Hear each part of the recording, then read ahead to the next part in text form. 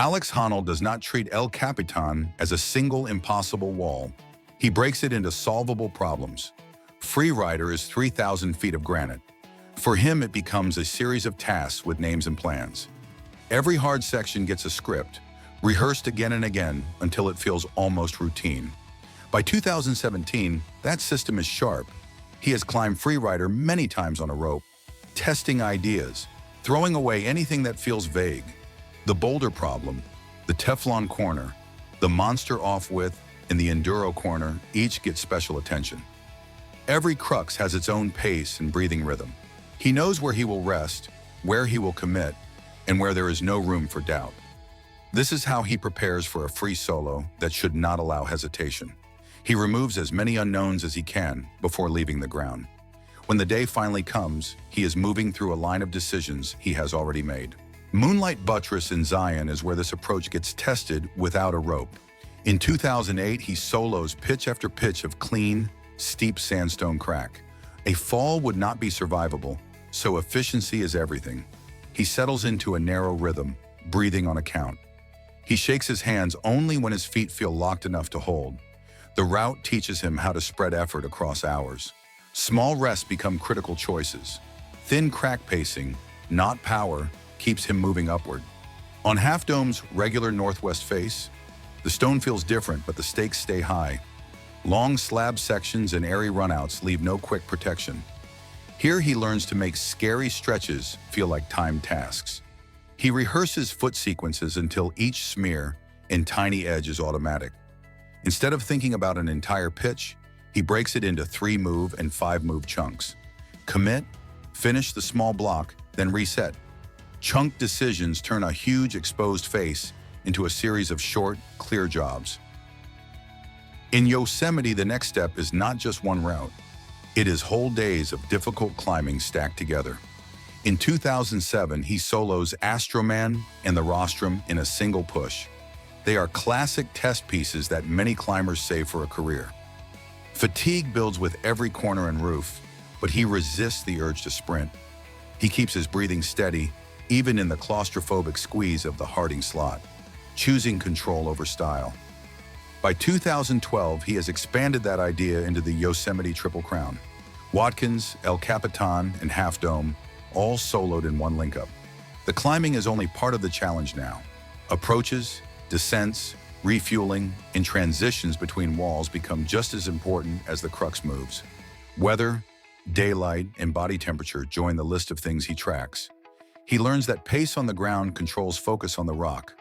When the day stretches across 3 big faces, calm planning matters more than any single hard sequence. Patagonia turns that planning into survival. On the Fitz Traverse with Tommy Caldwell in 2014, the rules are set by storms and wind. They move across multiple icy summits, always racing changing weather. Each section forces a choice between pushing speed and preserving strength. Rock, snow, and thin ice mix together, and every surface has a different cost. He learns to bank energy when the terrain allows it. He spends it quickly when a short window opens in the clouds. 2 months later in Mexico, El Sendero Luminoso condenses exposure into pure precision. The wall is high above the ground, but what really matters is how small the holds feel. For 1,500 feet, he trusts friction on shallow edges and thin limestone features. Rehearsal here means tiny body adjustments. A knee turns out a few degrees and brings his balance over his foot. A hip shifts closer to the wall, and a toe presses on a polished nub. When everything lines up, he climbs in silence and saves energy for the next section. Back on El Capitan, the nose speed record with Tommy Caldwell shows the same mindset at a different tempo. They are roped together but moving almost as one. Every lower, swing, and short fix is planned. On the bootflake and king swing, seconds matter. One climber prepares the next move while the other finishes the last. Clean communication and trust replace hesitation. Shared rhythm turns a complex big wall into a fast-flowing circuit. On the highball boulders of Bishop, the ground is close, but the risk is real. On Too Big to Flail, the upper moves are high enough that a fall could be catastrophic. He rehearses them on a rope until the sequence feels familiar, then removes the rope and commits. There is no sprint to the top. He climbs with a steady heart rate, pausing at small stances to breathe and reset. Precision under consequence becomes its own skill.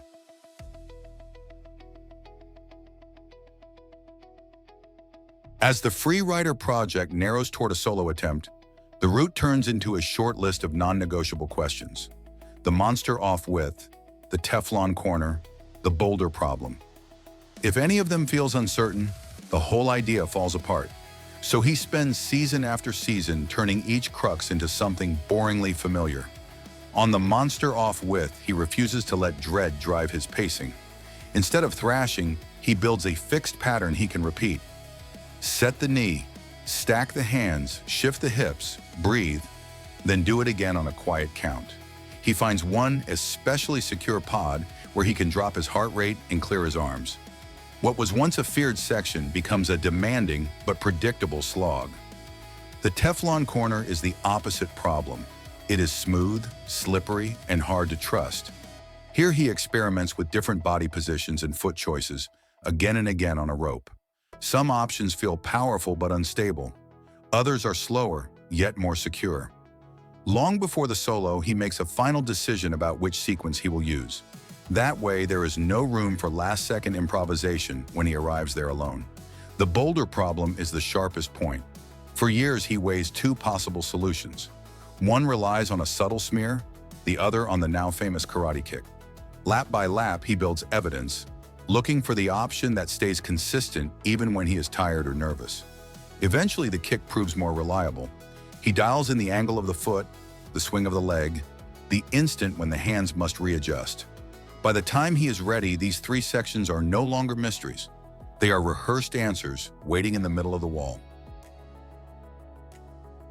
When he finally solos freerider in 2017, the climb begins long before the first real crux.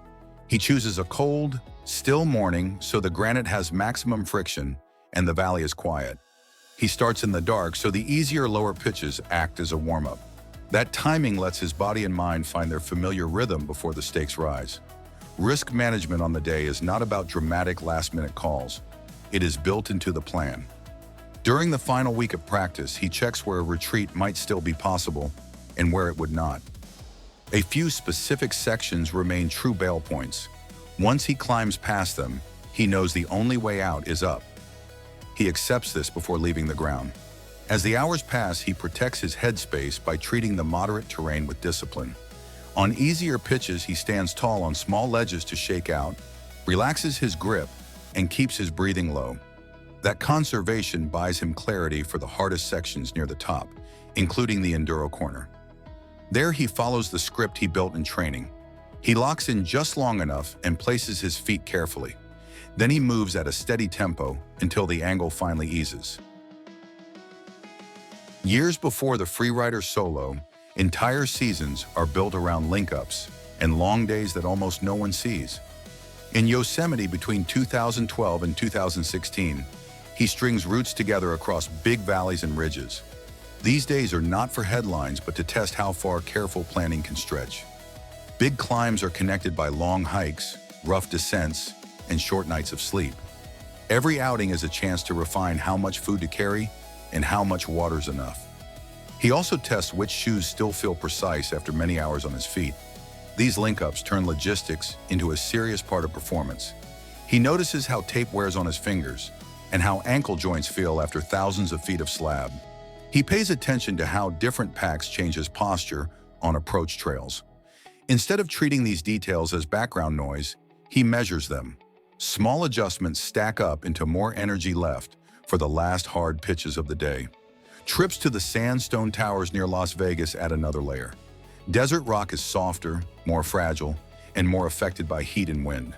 He learns to read forecasts for gusts, overnight temperatures, and sun exposure, then pick routes that match those narrow windows. On varnished faces and thin edges, he moves gently, avoiding sudden shifts that could break holds. The patience required on brittle stone becomes part of his default pacing. Training days at the gym and crag tie everything together. Many sessions are not about chasing a personal best grade. They are about repeatable accuracy, quiet feet, smooth down climbs, and long intervals that mimic the effort of endless corners. He sets simple rules for when to rest and when to try again, so ego does not dictate the schedule. Over time, life outside the biggest solos starts to resemble those climbs. A stable routine, steady travel habits, and clear priorities all support the moments when everything is truly on the line. From the outside, Alex Honnold's career looks like a string of wild bets. Free soloing El Capitan, racing the nose, linking huge faces in a day. It's easy to see only exposure and speed, but every headline climb rests on years of rehearsal, abandoned ideas, and careful testing.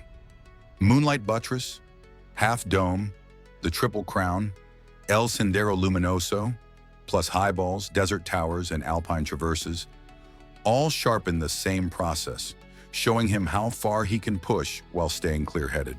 So when he steps onto free rider without a rope, nothing is left to chance. He's carrying out a plan shaped over thousands of feet of rock. The style may seem bold, but the core is methodical preparation, finding calm in unstable terrain because he has lived those decisions many times before.